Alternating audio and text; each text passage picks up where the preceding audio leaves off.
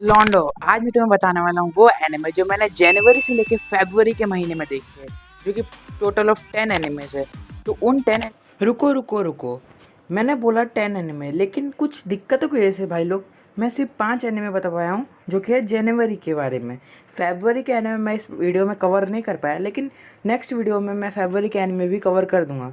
तो उसके लिए सॉरी, और इन्जॉय करो मेरी ये वाली वीडियो। 10 एनिमे के वो रिव्यू देने वाला हूँ मैं तुम्हें, और बता सकता हूँ कि तुम्हें वो अच्छा लगेगा या नहीं लगेगा, वो तुम्हारे ऊपर है। लेकिन मुझे वो कैसा लगा, मैं उसके ऊपर उसे रेटिंग दूंगा। तो चलो शुरू करते हैं। तुम्हारा पहला एनिमे मैकेनिकल मरे। ये मैंने जनवरी के टाइम से थोड़े पहले स्टार्ट किया था, यानी कि दिसंबर के महीने में। पर यह ऑन गोइंग एनिमे था, जो कि दिसंबर में शायद रिलीज हुआ था और जनवरी तक चला। तो मैंने इसे वहाँ तक फॉलो किया था। और ये एक रोम कॉम एनिमे है जो फॉलो करता है स्टोरी हमारे आर्थर और मरे, जिसमें क्या होता है, जो हमारा आर्थर होता है वो एक रूथलेस गाय होता है और बहुत अमीर होता है। पर उसे ना ह्यूमैनिटी के ऊपर भरोसा हट जाता है, क्योंकि उसके खुद के भाई उसको मारने की कोशिश कर रहे होते हैं। इसलिए वो अपने बटलर को कह के एक ऐसा मेड बनाने को बोलता है, एक रोबोट मेड। बट टेक्नोलॉजिकली ये नहीं हो सकता है कि तुम एक परफेक्ट रोबोट मेड बना। तो सेकंड सब्स्टिट्यूट मेथड ये लोग ये लगाते हैं कि ये लोग एक चाइल्ड प्रोडिजी को बुलाते हैं, जिसकी एक डिसएडवांटेज है कि वो इमोशन नहीं एक्सप्रेस कर पाती है, जिसका नाम था मरे। और वो बन जाती है इसकी रोबोट मेड, एक्ट कर रही है। तो फिर वही बात हो जाती है कि रोम को मैंने मैं तो भाई दोनों में हो जाता है प्रेम मोहब्बत। और फिर ये लोग अपनी स्टोरी आगे बढ़ते हैं। 12 एपिसोड में भाई इन लोगों ने स्टोरी को एकदम ऑलमोस्ट ख़त्म कर दिया है। बहुत बढ़िया एनिमे है। अगर टाइम पास करने के लिए तुम्हें कुछ अच्छा देखना है तो ज़रूर देख सकते हो। मैं इसे अपनी रेटिंग दूंगा 10 आउट ऑफ 8। चलते हैं अपने सेकेंड एनिमे पे। तो हमारा सेकंड एनिमे है द अपोथेकेरी डायरी। इससे पहले हम लोग मुझे गाली दी, हाँ मैंने इसे पहले नहीं देखा था, मैंने 2026 में से शुरू किया है। वो भी सिर्फ सीज़न 1 देखा, पर वो सीज़न 1 इतना बढ़िया था ना, क्या बताऊँ। पहले मुझे लगा था कि कोई चाइनीज़ एनिमे होगा जो कि जिसकी वही पुराने चाइनीज़ कल्चर फॉलो करेंगे, लेकिन जब मैंने इसे देखा मेरा पर्सपेक्टिव चेंज हो गया। भाई क्या एनिमे बनाया है। हमारी मेन लीड फीमेल एक्टर, इसमें मेन रोल फीमेल एक्टर का, इसकी मेन हीरोइन यानी कि माओ माओ, वो एक अपोथेकेरी की डॉटर होती है। अगर तुम्हें पता नहीं अपोथेकेरी क्या होता है, चाइनीज़ में अपोथेकेरी का मतलब होता है एक मतलब रेमेडी क्रिएट करने वाले छोटे मोटे डॉक्टर्स होते हैं, उन्हें बोलते हैं, जो जड़ी बूटियों से दवाई बनाते हैं टू बी एग्जैक्ट। और वो अपनी आरामदायक लाइफ अपने गाँव में बिता रहे थे अपने फादर के साथ। लेकिन एक दिन, अगर तुम्हें नहीं पता, चाइनीज़ के पुराने कल्चर्स में ऐसा होता था कि छोटी बच्चियों को किडनैप कर लेते थे और रॉयल इंपीरियल कोर्ट में ले जाते थे और वहाँ पे उनसे काम कराया जाता था। तो इनसे भी वैसे पकड़ लिया जाता है और वहाँ डाल दिया जाता है। पर ये अपनी नॉलेज वहाँ पे शो नहीं करना चाहता था कि ये फेमस ना हो जाए, मतलब लोगों को पता चलेगा इसके बारे में तो इससे काम करवाएंगे ना। तो ये अपनी आइडेंटिटी छुपाती थी, इसके पास अच्छी खासी नॉलेज है मेडिसिन के बारे में, हर्ब्स के बारे में। लेकिन एक दिन वही पुराने टाइम में इतने अच्छे रेमेडीज़ नहीं थे और इन कुछ लोगों को पता था कि कौन सी बीमारी को कैसे सॉल्व कर सकते हैं। तो रॉयल इंपीरियल कोर्ट में जो क्वींस होती है, उनके बच्चों को जो बीमारी होती थी उसे ये सॉल्व कर देती है छुप के। लेकिन जो हमारा मेन प्रोटैगनिस्ट है वो पता लगाता है कि ये किसने किया, और उसे अब तो इसे बना देते हैं लेडी ऑफ वेटिंग। और उसका काम क्या होता था, जो क्वीन है उसकी सेवा करना, प्लस वो जो खाना उसके लिए आएगा उसको चेक करना कि उसमें पॉइजन तो नहीं है। टू बी एग्जैक्ट हमारी जो मामा थोड़ी स्पेशल है, इसने इतने सारे पॉइजन कंज्यूम किए हैं एक्सपेरिमेंट के लिए कि अब ये पॉइजन के लिए ऑब्सेस हो चुके हैं, यानी कि एडिक्टेड है पॉइजन से। तो ये इसे भी मज़ा आता है पॉइजन चूसने में, और ये लोग उसे पॉइजन चूसवाते हैं ताकि देख सके कि उसका पॉइजन सच में नहीं है। अगर पॉइजन हुआ तो वो क्वीन खाएगी नहीं, अगर पॉइजन नहीं हुआ तो इसके मजे ये खा लेगी। मतलब हमारे तो मतलब इसको पॉइजन अफेक्ट तो करता है, लेकिन बहुत लो कास्टिंग पे, अगर वो हाई से हाई भी हो तो। थर्ड एनिमे है फेलियर फ्रेम्स। अगर तुमने ये एनिमे नहीं देखा, ये इसका एनिमे जो कि बहुत बढ़िया है। अगर तुम्हें रिवेंज एनिमे पसंद है ना तो तुम्हें ये ज़रूर देखना चाहिए। इसके एनिमेशन थोड़े ओल्ड स्टाइल है, लेकिन मुझे इसे देखने में बहुत मज़ा आया। इसमें एक्चुअली में होता है कि हमारा जो मेन प्रोटैगनिस्ट होता है मिमोरी तोकाओ, ये तोका, आई थिंक तोका है, मैंने बहुत पहले देखा था, मुझे इतना अच्छे से नाम याद नहीं है, पर इतना याद है कि मेमोरी है इसका नाम। तोका पता नहीं क्या है। लेकिन होता क्या इसमें, जो हमारा मेन प्रोटैगनिस्ट है वो एक दिन बस ट्रिप पे जा रहे थे पूरी क्लासमेट के साथ, अपने पूरी क्लास बैच के साथ। लेकिन उसे बुला लिया जाता है दूसरे वर्ल्ड में, पूरी बस को, सिर्फ इसे नहीं, पूरी बस को बुला लिया जाता है दूसरे वर्ल्ड में, फैंटेसी वर्ल्ड में, जहाँ पे इनको एज अ हीरो सर्व करना होता है, मतलब डेविल्स को हराने के लिए। लेकिन इन सबको जो स्किल्स दी जाती है, इनकी स्किल लेवल को चेक किया जाए तो सबसे खतरनाक गंदा रैंक ई रैंक से तो कोई एस रैंक तक भी पहुंच जाता है, संजीव कह दे।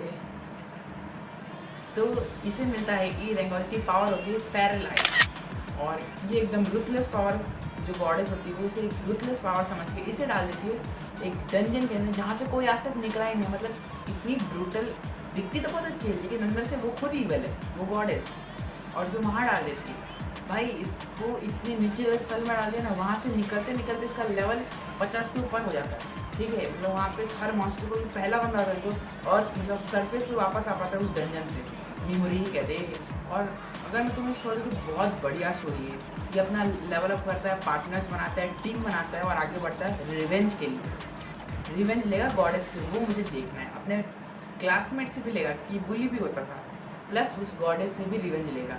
और जहाँ पे उन लोग जो हीरोज जो एस रैंक के हीरोज निकले ना उसकी क्लासमेट में, उनका लेवल कितना है 30 25। लास्ट जब एनीमे ख़त्म होने वाला था, मतलब सीजन 1 ख़त्म होना था 12 एपिसोड के साथ, इसका लेवल 2000 प्लस है, उन लोग का 25-30। सोचो सीजन 2 में जब इनको तोड़ेगा ना तो कितना मजा है। तो अभी से देख के रख लो, जब सीजन 2 आएगा ना तब आएगा असली क्रेज। तो इस एनिमे को मैं रेट करूँगा 10 आउट ऑफ 9। बहुत क्रेजी है। अगर रिवेंज एनिमे तुम्हें पसंद तो ज़रूर देखना। चलते हैं नेक्स्ट एनिमे की तरफ। तो अब हमारा फोर्थ एनिमे है the strongest magician in the demon Lord army was a human. Yes guys, ये तुम्हें नाम सुन के लग रहा होगा इसेकाई है, लेकिन ये इसेकाई एनिमे नहीं। ऑल्दो मैंने इसे इसेकाई कैटेगरी में ढूंढा था और देखा, जब पर देखा तब मालूम चला कि इसेकाई एनिमे है ही नहीं। वाह, तो शुरू करते हैं इस एनिमे में एक्चुअली में है क्या। तो बेसिकली इसमें जो हमारा मेन स्ट्रॉन्गेस्ट मैजिशियन है डीमन लॉर्ड आर्मी में, वो एक ह्यूमन है जो कि मैजिक सीखा ही एक डीमन से है। जब वॉर के टाइम पे इसके फादर और मदर मर गए तो डीमन ने, जो मैजिशियन है टॉप क्लास मैजिशियन, उसने से उठा लिया था इस बच्चे को और उसे ट्रेनिंग ली थी और अपनी ऐसे उसका ग्रैंड फादर बन गया था। उसे अपनी हर एक स्किल सिखाई उसके मैजिक के ऊपर और ये बन गया उनके जाने के बाद एक strongest magician of the demon Lord army. इसके सामने कोई टिक नहीं सकता, ये इतना पावरफुल है और इसे बचा के रखना अपनी पर्सनैलिटी को, यानी कि इसका सच सामने नहीं आना चाहिए कि ये ह्यूमन है। अगर सामने आ गया तो तुम्हें पता है क्या होगा, डीमन लॉर्ड इसकी तोड़ देगा।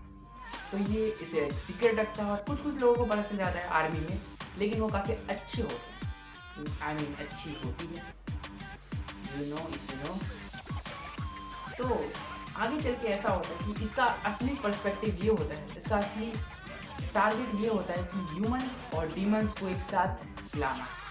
और ये ऑलमोस्ट ऐसा कर भी देता है सीजन में। 12 एपिसोड का बहुत अच्छा एनिमे। अगर तुम्हें टाइम निकालने के लिए देखना तो जरूर देख सकते हो। एक अपनी लिस्ट में चूज जाएगा तुम्हारा नया anime the strongest magician of the demon Lord army was a human. इसे मैं रेट करूंगा 10 में से 8.5, क्योंकि मैं इसेकाई देख के गया था, इसेकाई नहीं है ये। नेक्स्ट तो हमारा 5वां एनिमे है जनवरी की लिस्ट में that time I regarded as a slime.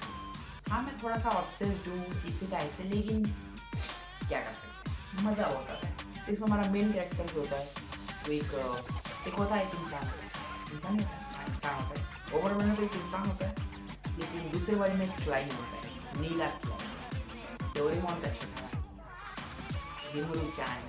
तो बेसिकली एक ऐसा स्लाइम होता है जो चीज़ों को ऑब्जर्व कर लेता है और उसे अपने अंदर रख लेता है। ये केव में रिकार्डेड होता है, ओवरवर्ल्ड में मरने के बाद चक्कू उग जाता है। ट्रक को नहीं मारा, इसे चक्कू उग जाता है, कोई चक्कू मार देता है चोरी करने के टाइम। तो ये दूसरे वर्ल्ड में स्लाइम की तरह पैदा होता है और ये दूसरे वर्ल्ड में एज अ स्लाइम वर्ल्ड का सबसे स्ट्रॉन्गेस्ट ड्रैगन को कैद करके स्ट्रॉन्ग ड्रैगन वेल्डोरा। क्या होता है भाई की दोस्ती हो जाती है ड्रैगन के साथ, ड्रैगन को ही खा जाता है। बोले तो पेट में नहीं, मेरे पेट में रखता है, आगे बढ़ता है, एक पूरा ट्राइब को अपने अंडर में लेता है, खा नहीं जाता है, अंडर मतलब उनके लिए काम करता है, वो ट्राइब्स इसके लिए काम करते हैं, गॉब्लिन की ट्राइब होती है। ऐसे ही अपनी ग्रोथ करते रहते हैं। क्या बोले अभी इतनी ग्रोथ होगी 3 सीजन तक ग्रोथ दिखा के खा दिए रिमुरू-चान। रिमुरू जी, एक हिंदी वाले के लिए रिमुरू जी। अभी सीजन 4 आने वाला है, न्यूज़ देखना है मेरी, मैं बता दिया मैंने, सीजन 4 आने वाला है। अभी देख लो 72 एपिसोड के साथ 3 सीजन खत्म हो जाएंगे तुम्हारे। सीजन 4 देख लेना, तुम्हें मज़ा आ जाएगा। इसको रेटिंग दूंगा 10 आउट ऑफ 10, पहले दे चुका हूँ। चलते हैं नेक्स्ट एनिमे की तरफ।